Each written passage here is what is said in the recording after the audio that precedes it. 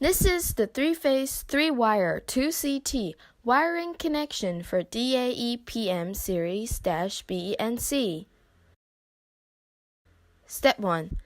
Connect A of electric panel to VA terminal of the meter. Connect B to VB. Connect C to VC.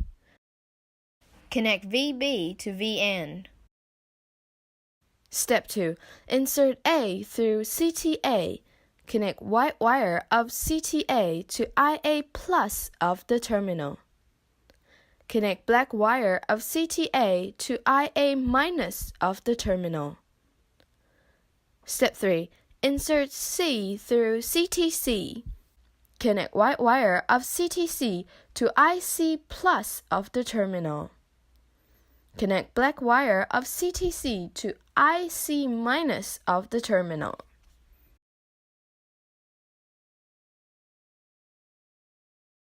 These are the RS485 communication ports, plus, minus, and S. These are the auxiliary power ports, 230 volt, 115 volt, and 0 volt. This is the end of the installation guide.